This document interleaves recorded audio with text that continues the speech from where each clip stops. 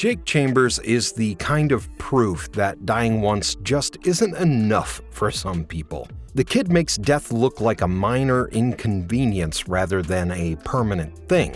In the Dark Tower series, Jake isn't just some random kid, but the boy who dies, comes back to life, and then dies again. And yet, through all the time loops and chaotic fate, Jake somehow keeps pushing forward and remains one of the most human, most heartbreaking characters Stephen King ever put on paper. Let's be real.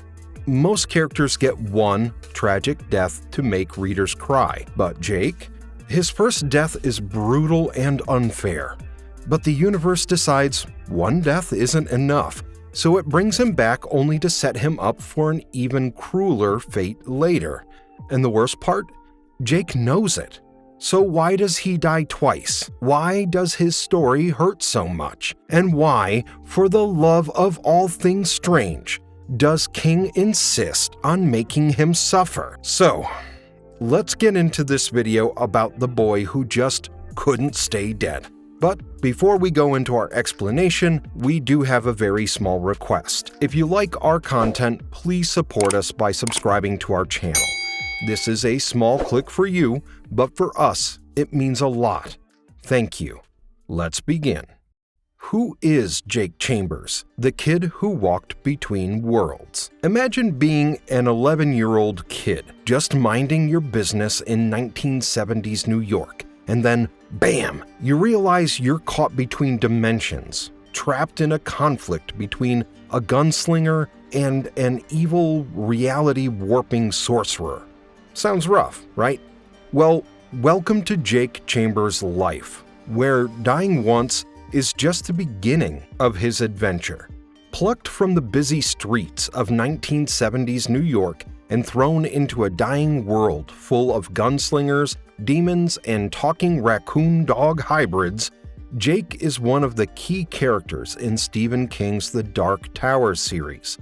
Before his whole multiversal adventure begins, Jake is just another lonely rich kid. Born into a wealthy Manhattan family, he lives in a lavish apartment, but his home life is colder than a corpse in the Dixie Pig. Both his parents are distant and self-absorbed. His father works in television, and his mother is more interested in social status than her own son. However, Jake is smart, very smart. He's got that intuitive, old soul energy, the kind that makes you wonder if he's been here before. He's also deeply lonely, ignored by his parents, left to entertain himself with books, daydreams, and wandering the city streets. But fate, or Ka, as people like to call it in the Dark Towers, has big plans for Jake Chambers. Jake's ordinary life comes to a cruel halt when he gets pushed in front of a speeding car by Jack Mort, an agent of the Man in Black. The push started it all, and ideally, Jake should have died and stayed dead. Instead, he wakes up in Midworld, a broken, post-apocalyptic version of our world filled with mutants, ancient tech, and gunslingers. Here, he meets Roland Deschain, the last gunslinger, who's hunting the Dark Tower. The two form a bond. But here's where things get brutal. Jake's arrival messes with reality, and Roland, forced to choose between saving the boy and continuing his quest, sacrifices Jake to continue his quest. But because time and reality are completely screwed up in the Dark Tower, Jake ends up alive again, back in New York, except now he remembers dying. He is haunted by memories of a world he never should have known. The memories drive him half mad until he's pulled back into Midworld once again, where he reunites with Roland and joins his quartet, basically a squad of destiny-bound travelers. Once he rejoins Roland's group, Jake proves he's more than just a scared city kid. He quickly adapts to the harsh world around him. He becomes a skilled fighter, mastering gunplay, knife work, and survival skills, surviving killer robots, demon-possessed houses, and the many horrors of Midworld. Jake bonds with Eddie Dean, a former heroin addict turned gunslinger, Susanna Dean, a fierce warrior with a tragic past, and his beloved Billy Bumbler, Oi, a mix between a dog, raccoon, and talking parrot. His bond with Oi is one of the most touching relationships in the entire series, because if you think Midworld is bad, just imagine surviving it without a furry companion who's got your back. Jake, in no time, becomes the heart of the group, Roland's second chance at redemption. A key to the Tower, Jake Chambers' role in The Dark Tower.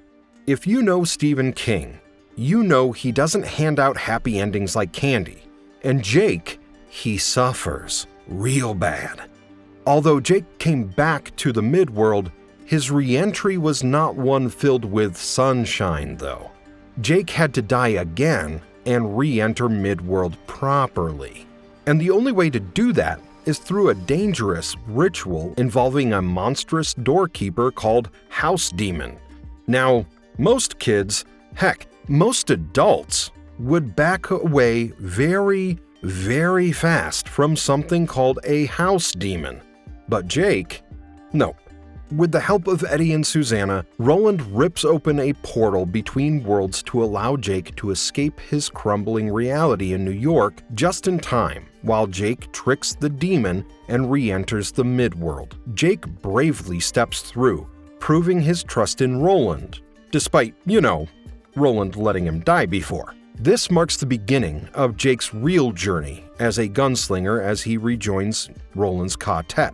While Jake starts out as the confused, lost kid from New York who literally dies on the first few pages in the first book, by the time Jake fully re-enters Midworld, he's out here facing demons, outwitting kidnappers, and gunning down enemies like he was born for this life. In the book The Wastelands, Jake is kidnapped by a disgusting, sadistic, psychopathic human sewer rat in a trench coat named Gasher. Instead of breaking down and playing the helpless kid, Jake outsmarts him long enough for Roland to catch up. Gasher thinks he's dragging some weak little boy to his doom. What he hasn't realized is Jake is a gunslinger now, and gunslingers, they never give in. When Roland finally arrives and puts a bullet through Gasher's head, it's a declaration. Jake is one of them now. In the fifth installment, Wolves of the Kala, Jake is no longer just some kid tagging along. Instead, he is a full-fledged gunslinger, battle-tested, razor-sharp with both his instincts and his weapons, and more in tune with the touch, the psychic ability that lets him pick up on things no one else can. But like everything in the Dark Towers, every victory comes with a price, and for Jake, the cost keeps getting higher. The quartet arrives in Cala Bryn Sturgis, a small farming town with a big problem.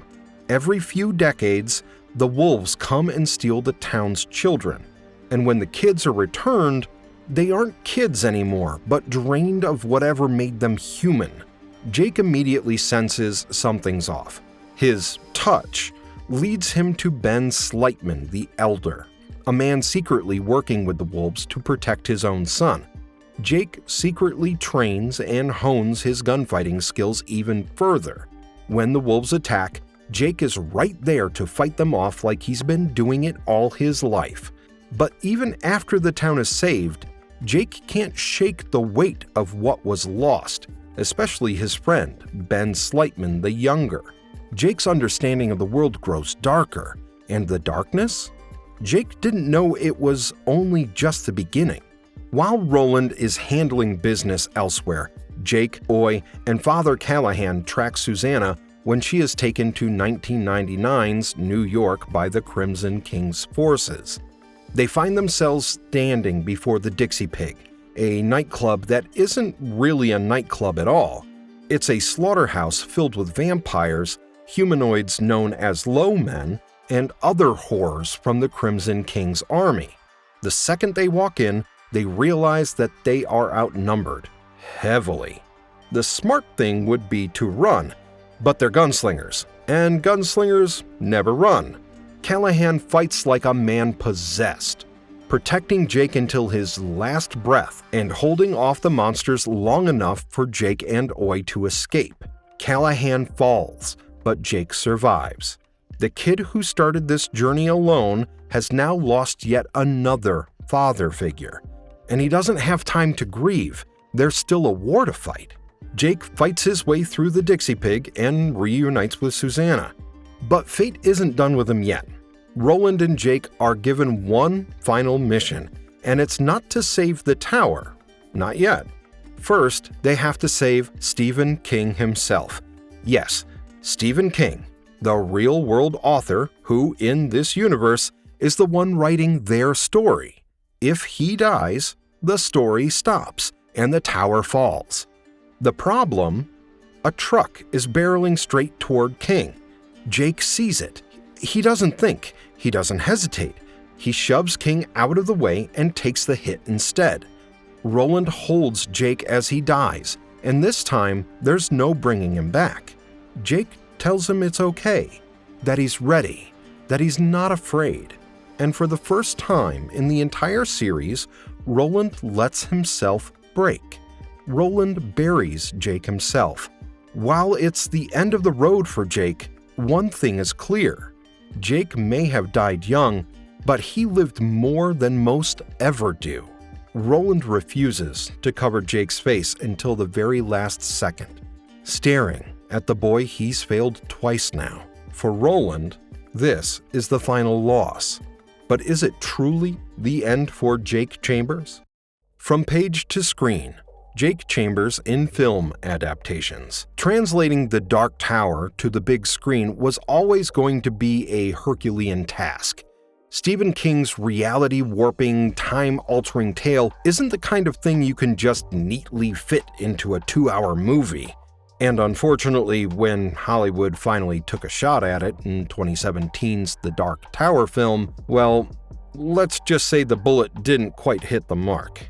In the 2017 The Dark Tower film, Jake Chambers is brought to life by Tom Taylor. In the Dark Tower film, Jake is still a troubled kid from New York with a distant, neglectful family. He is plagued by recurring visions of a war in the midworld between Man in Black, Roland, and the Dark Tower itself. So far, so good, right? But here's where things begin to fall apart. In the books, Jake's death is his defining moment. It's what sets everything in motion. But in the movies, he never dies. Instead, Jake flees the city and stumbles upon a hidden portal when a group of supposed psychiatric workers show up at their door in disguise as humans. With no other choice, he steps through the portal and finds himself in Midworld where he meets Roland.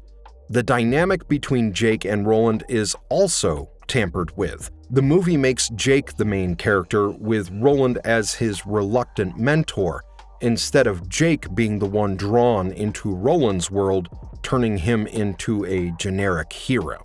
While the books explore the deep father-son bond between them extensively, in the movie, they're teaming up within 30 minutes. The movie relationship just didn't hit the sweet spot like the book does. While Tom Taylor does a solid job with what he's given, this isn't really the Jake Chambers we know. He's more of a generic kid who sees things protagonist, lacking the deep trauma, grit, and tragic ending that made the book Jake one of King's greatest characters. The tragedy of Jake's character is what makes him great. He's a kid who dies and comes back, a boy caught between worlds, a gunslinger before his time. The movie stripped all of that away. Brave, gifted, and caught between worlds. What makes Jake special? Jake Chambers may be just 12 years old, but he certainly is not an ordinary kid. In many ways, he's a smaller, blonde version of Roland Deschain, sharp, fearless, and constantly searching for where he truly belongs. Blue eyes, sharp and full of intelligence. If Roland is the hardened veteran, Jake is the rookie prodigy. Except instead of learning how to shoot in a practice yard, he's getting baptized in the fires of Midworld's worst horrors. One of the best things about Jake is that his appearance reflects his journey.